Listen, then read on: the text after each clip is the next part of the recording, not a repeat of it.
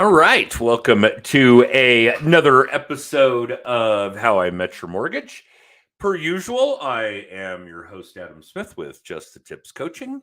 And normally with us would be my co-host, our marketing director, and one of our other coaches, Jen Waybor. I know Jen is traveling, so maybe she'll pop in and join us, maybe not.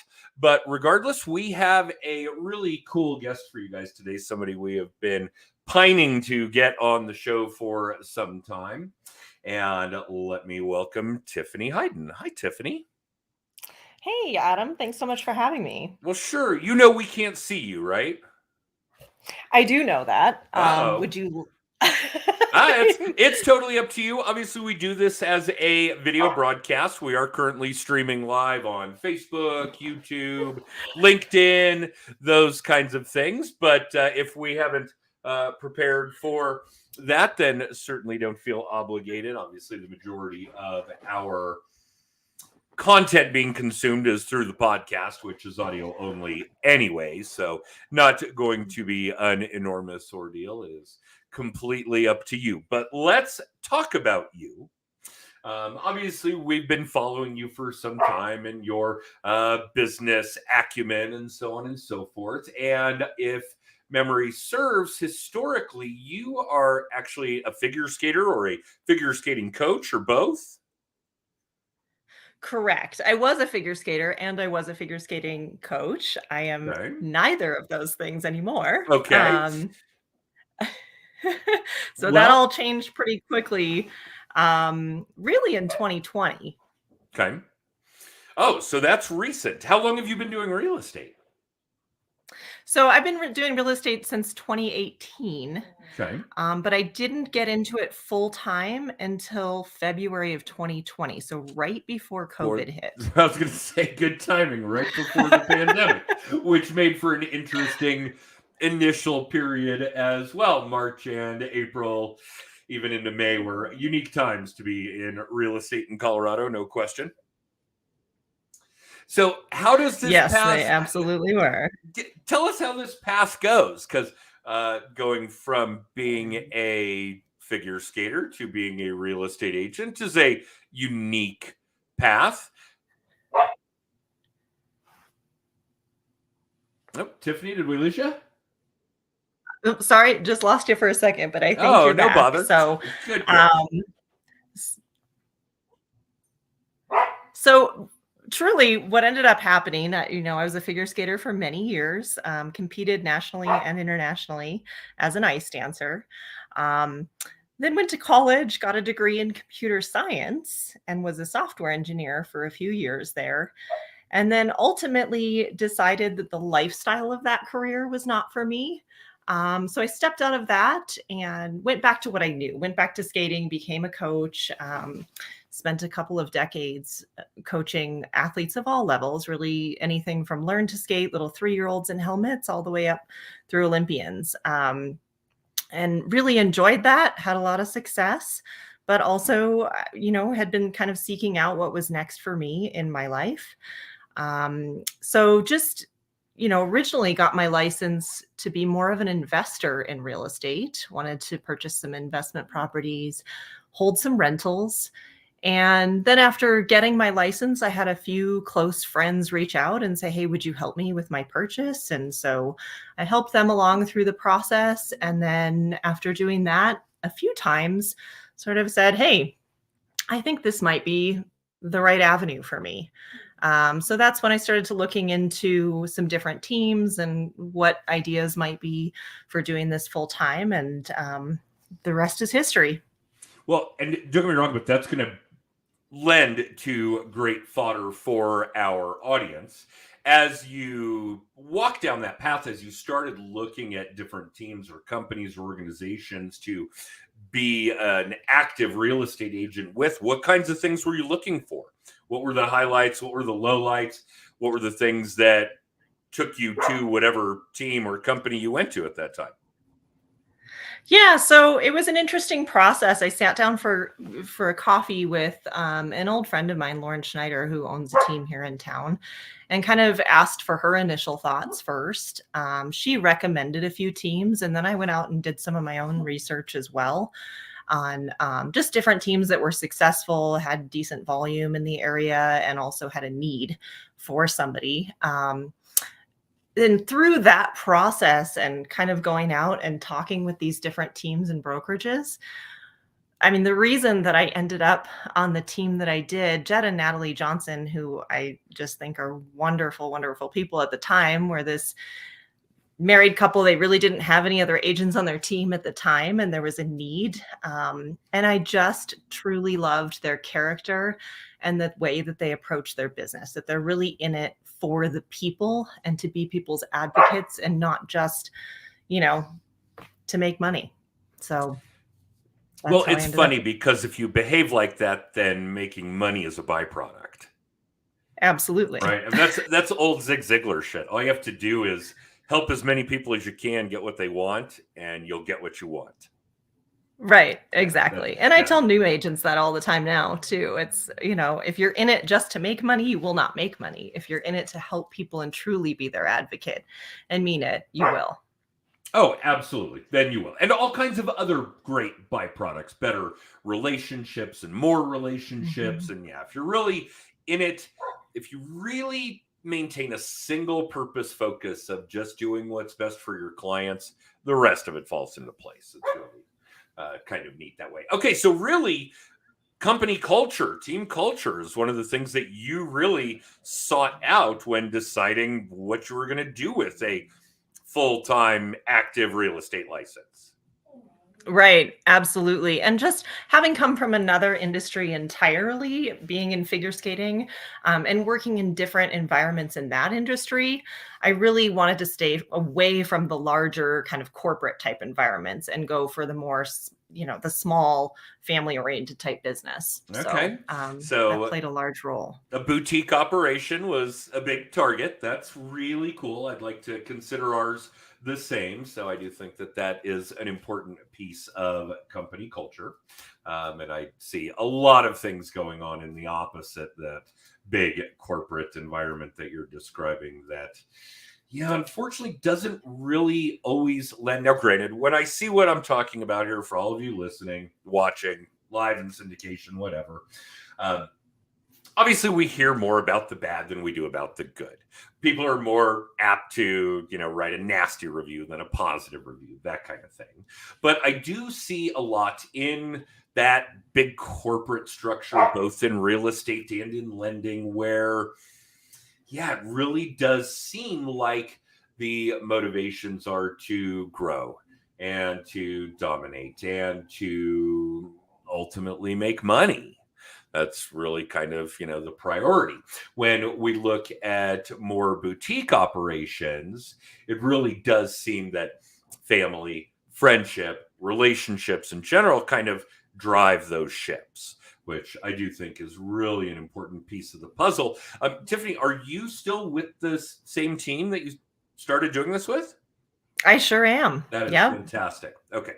That Yeah. is also really cool stuff. Nice plug right there, because I do think that there's a lot to be said for company culture, for team leadership, for brokerage ownership, so on and so forth. If people are around for a good period of time, we see a lot of people changing companies, both in real estate and in mortgages, all the time. And I Hmm. think that there's a lot to be said about what goes on from a leadership perspective, from a culture perspective, when we don't see that. Right. I think that Exactly. that speaks volumes. I have a very close colleague. She's in a different industry, business owner as well, and has a fairly significant revolving door of employees, of support, of support staff and operations staff and that kind of thing. and she didn't like it, but I told her that that was her fault. Oh, you wouldn't believe this person quit while I was on vacation. Or this person didn't give me any notice, or on and on. Like, that rolls uphill. If you're creating an environment where people want to stay, people want to help, if people are going to transition, that they are going to be the catalyst for that. I don't think there's anybody on my team right now that wouldn't find, interview, hire, and train their own replacement. And my employees, my newest one is probably, it might even be Jen, who's probably 4 or 5 years in, and I have one that might be getting close to 20 years. So, yeah, I think that that does speak volumes. But okay, let's go back and talk about Tiffany, because frankly, your run in this game hasn't been that long. You haven't been in real estate for decades. The success that you've achieved, considering that, is pretty significant. It is worthy of applause. And I'm curious as to where it came from. You had started by saying, I really got my license to participate in my own investment strategy. And from there, it kind of snowballed into some people, colleagues, friends, relationships of yours wanting your help in acquiring real estate of their own.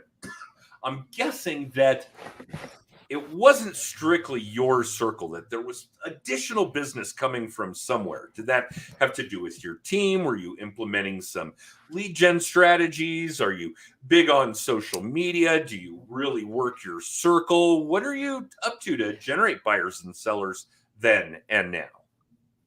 Yeah, I mean, it's actually quite a mix, and I feel that the team that I chose to join does have a lot to do with it.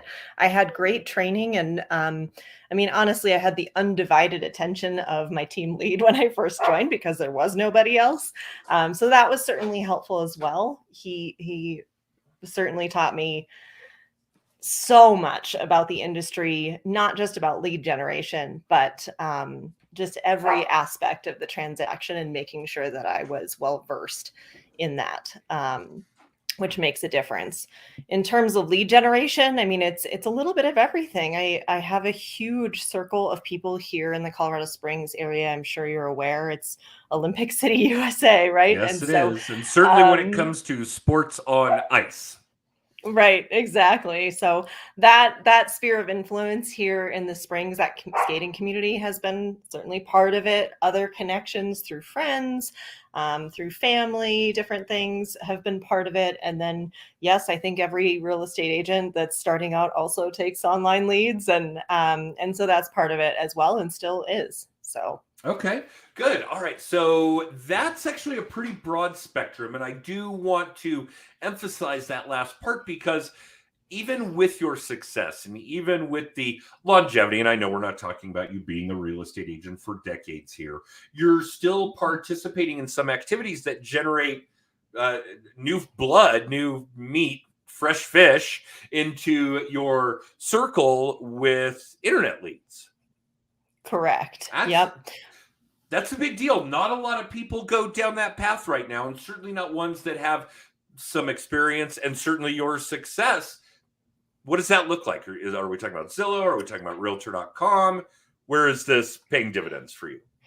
Our whole team takes leads through Zillow. We are part of the Flex program through Zillow. Okay. We also take online leads through our website, through Google. There's a variety of online lead sources, but I would say those are our main ones that we're using. Okay. And because we've all done it, and we know that it's a different animal, obviously, working your circle or doing good social media work or doing good video work, whatever the case may be, is a very different animal than internet leads, which are a unique angle to work.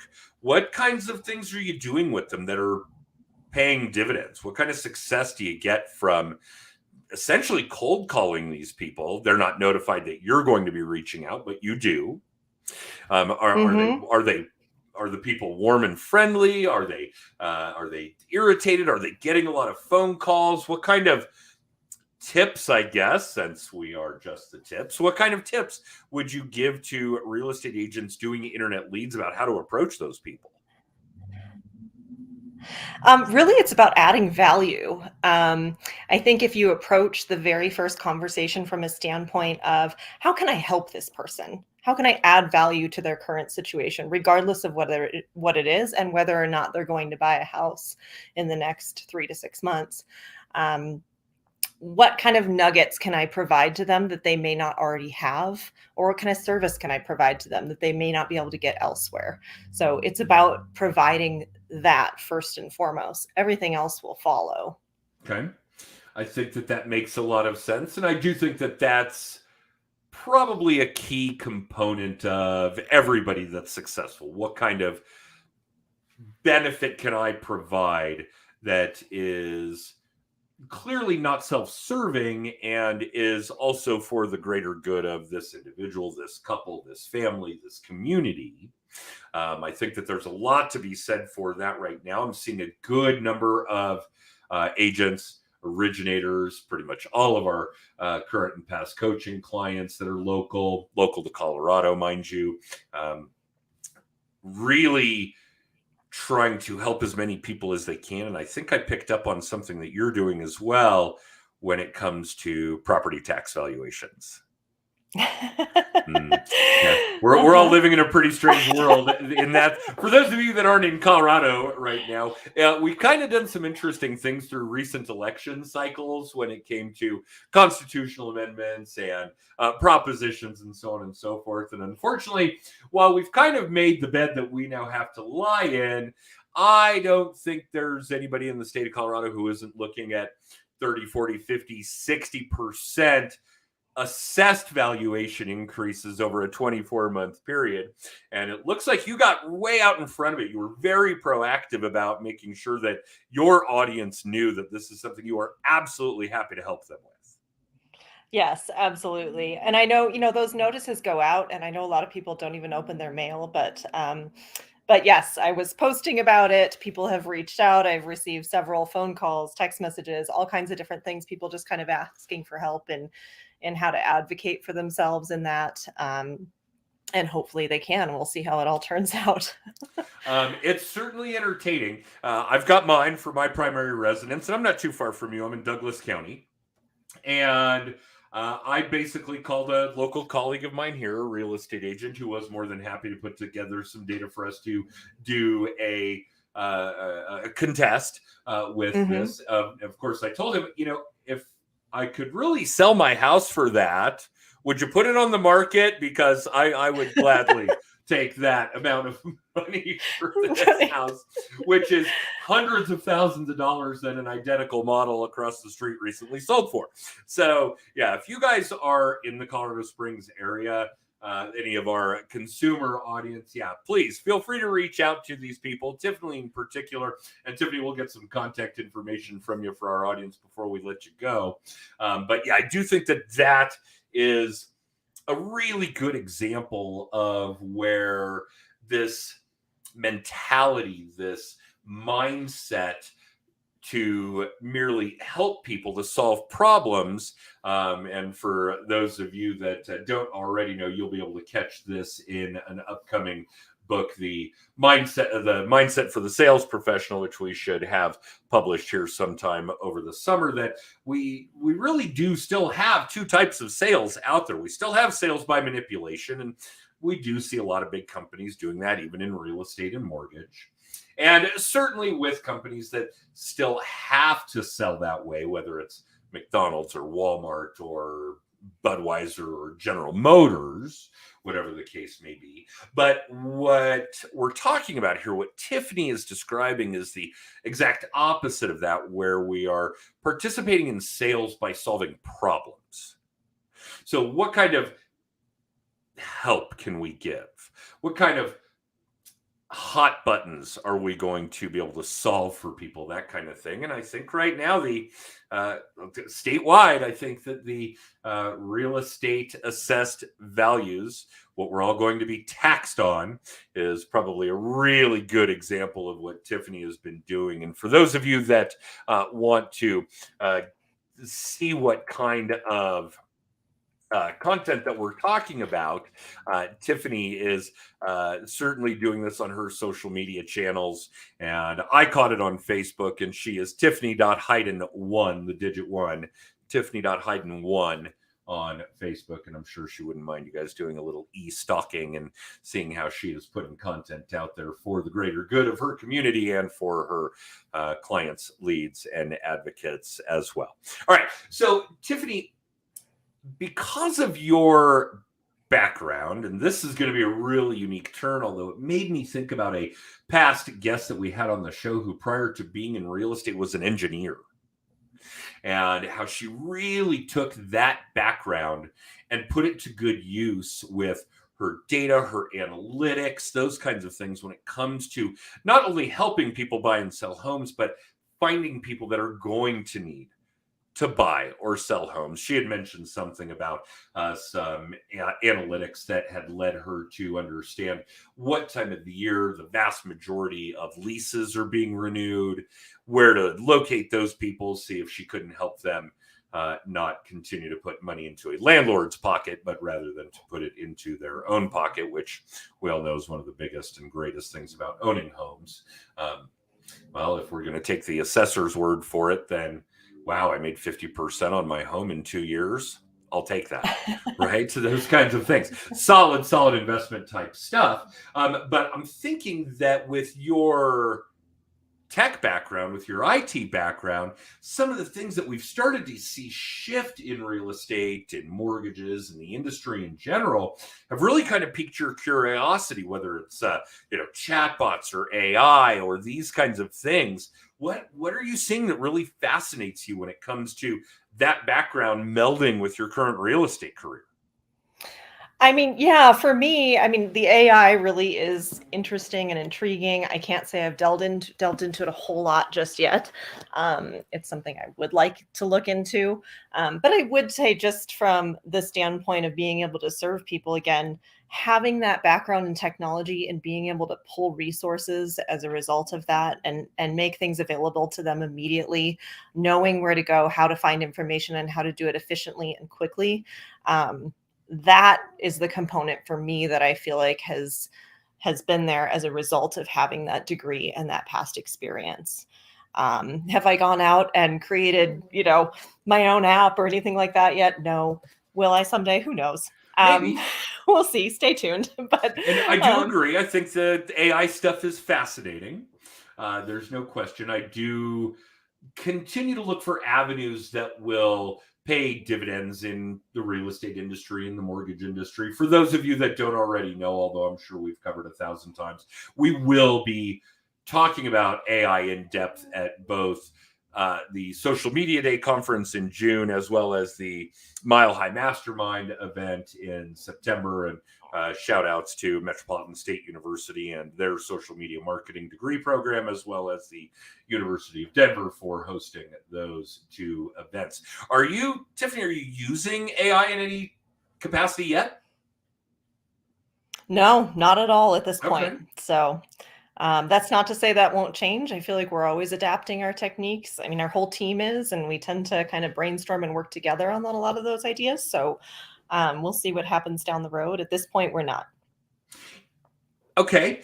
Which brings up an interesting subject, and mostly just for my own curiosity. What does your team structure look like? I mean, other than these two people that you've already mentioned, are there other agents? Are there operations people, DCs? Did I lose you again, Tiffany?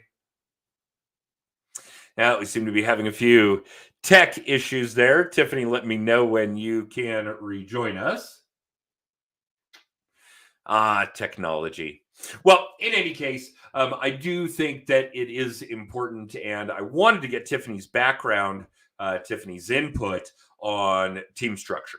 Other salespeople to collaborate with, operations people to pick up the slack once you've done your work in lead gen, in finding buyers and sellers, those kinds of things. I do think that's important. But I was going to lead into some subsequent questions about how often you guys meet, what kind of collaboration actually goes on, those kinds of things. Because I do find that that sort of stuff is also ridiculously important. So while I'm kind of picking Tiffany's brain about what's going to go on in team structure, let me give you guys a little bit of background about what we do at my operation. And there are other loan originators. There's quite a bit in the way of support staff, transactional people that support us on that sort of thing.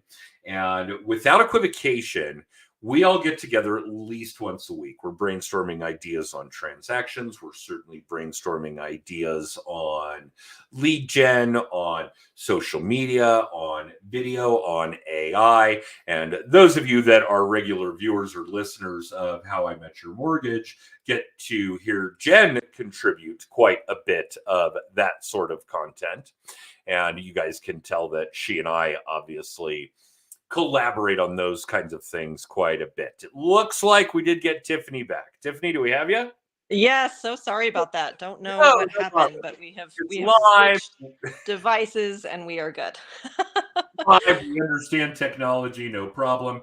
And what I was getting at was, tell us about your team structure. You already mentioned these two people that really kind of oversee what goes on, that formulated this company culture, that really drew you in that way. Are there other agents? Yeah, so when I first joined, it really was just the two of them and then myself. And at the time, we had a transaction coordinator named Andrea. She's actually no longer with us, but since then, we've added several other agents. And we have a new transaction coordinator, Ariel. But every agent that we've added, and I think this is a huge testament to Jed as well. Um, Really, over the course of the last 4 years that I've been with them, we've only had one agent join that is no longer with us, and that agent is no longer in real estate. Um, Everyone else that has joined this team is still with the team. I think that says a lot about the culture of this team, that it really is a fantastic support group and really a work family. That is a really great definition of it. And I would say that that's solid. That's certainly how we operate at the Core Finance Group. And yeah, I think that work family is a really great way to describe it. But I think it's also important to understand that with that kind of longevity of people that are staying there and you guys spending that kind of time together week in, week out, that it must really speak volumes about the culture because you guys haven't killed each other yet. Only one person has left in that time frame, and they're not even in the business anymore. That's Right. a really big deal. Yeah. Are there other operations people other than your TC? Not at this point. We did have kind of a marketing person who moved on for just an opportunity of growth that probably would not have been there. But that is it at this point. Okay. And I just because I have to, I know we're going to run short on time and we're going to go over a little bit, but I want to know how often are all of you together? How often are you guys collaborating and sharing resources and this kind of thing? Is there a weekly meeting? Do we get together on a monthly event? Do we have social time together? What does that look like? So we have a check-in, which is over Zoom 3 times a week. And then we also do all kinds of social things together. We have team meetings occasionally together. There are some trainings that happen. Um, so it's quite a bit, actually. Good. Okay. I think that that's important. And I think that as we're talking about being able to collaborate, kick ideas around, brainstorm. Two heads are better than one. All of these colloquialisms that go about describing a team, propelling a team forward. I think that that's important stuff when it comes to advancing the technology, things like being able to use AI going down the road, so on and so forth. So, yeah, I wanted to pick your brain a little bit about that. So, thank you for being Yeah. so flexible about that. Yeah, absolutely. And we don't have an office. I mean, we don't get together every single day in an office building, but we certainly get creative with ways to have a meeting of the minds, so to speak. I like that. Meeting of the minds. Well, and when I get together with my team, they let me kind of supplement that. Although I will be the first to admit that the only thing I'll take credit for is hiring people that are smarter than I am. All right. All right. So, yes, I knew we were going to run over a little bit, and I will do our wrap up. Jen, if you are watching or listening, then I will try to do this to the best of my ability. Please forgive me if I stumble, those kinds of things. But Tiffany, thank you so much for carving this kind of time out on a Monday morning, and certainly for tolerating whatever technical glitches came our way as well. I do really appreciate it. And if you're game, we'd love to have you back for another episode. I'd love to do it. Thanks for having me, Adam. Oh, my pleasure. And for the rest of you, either watching live or in syndication or listening to the podcast, use our text code. You can text TIPS to 63566, and it will ping you back all kinds of information about the podcast, about our video blog, The Weekly Little Tip, about how to get a free hour of time with Jen or myself or both or any of our coaches for that matter.